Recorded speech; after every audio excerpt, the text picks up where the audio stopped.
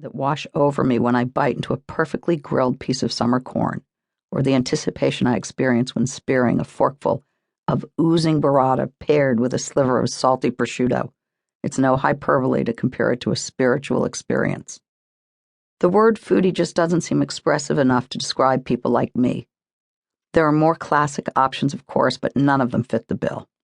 A gourmet, a gastronome, or an epicure sounds annoyingly effete and preoccupied by her own good taste and refinement. I know enough to savor a bottle of Chateau Yquem, but I will also just as happily drink an inexpensive bottle of Lambrusco on a hot summer night. I love white truffles laced through fine pasta, but will also gnaw on a barbecue pork rib until I've ingested every last scrap of meat and fat in pure goodness.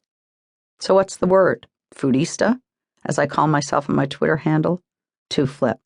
Food slut? Too dirty. What about combining the Latin root for food and passion? Chibusamor. Too Latin. The new word should simply imply hedonism and evoke drama. It should be visceral and sensual, even onomatopoeic, like the happy huffing sound we make when we've stuffed ourselves so much we can't breathe. Whatever the word is, that's what I am. And for the past 8 years, I've made it my business to translate that experience to as many people as possible.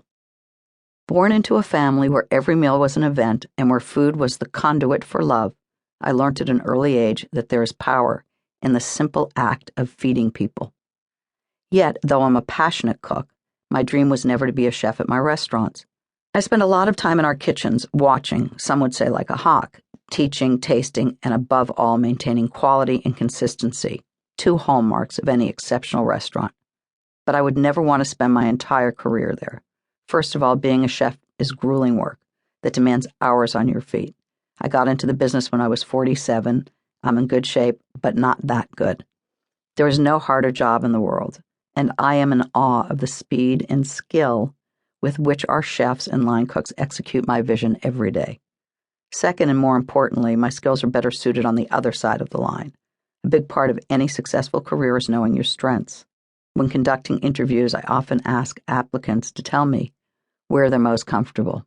Expediting in the kitchen, managing the bar, seating the dining room, from the host stand, or tending to the guests. I am, for one, a people person.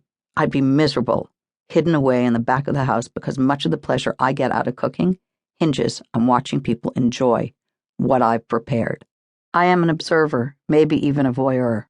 As a restaurateur, I get to indulge my culinary imagination by planning menus, and I get to closely interact with my guests. I'm more macro than micro, preferring to spend my time considering the big picture, working hard to understand my guests' wants and desires, cooking up concepts that have mass appeal, and figuring out how to turn them into something concrete and profitable. I was a double major in English literature and theater, and I attended graduate school at Columbia University to study film. I'm drawn to good storytelling, and I process the world in vignettes and images. I love to analyze data, but I would never want to have to collect it. In other words, I'm not your typical businesswoman. What I am is a student of the world. I've watched and learned as people close to me opened and closed restaurants and food-related businesses, and I stowed those lessons I gleaned from their experience into my mental filing cabinet until I was ready to strike out on my own. My goal was never to open just one great restaurant. That's an exceedingly hard way to make money. My goal was to grow a great restaurant business that would give me the freedom to incorporate all the lessons I've learned over the years about food, human nature, hospitality, and entrepreneurship. I wanted to deliver a high-quality dining experience, and I wanted to make money while doing it. Some people might look down on that, but there's an art to feeding people at the scale and quality that I do. And there's never any shame in making money doing something you truly love. It's especially nice when you can do it in a place that you love as well. I've traveled the world over, and while there are places that feel like home to me, like Nantucket, Los Angeles, and Rome, I'm a Bostonian through and through. You can take the girl out of Boston, but you can't take Boston out of the girl.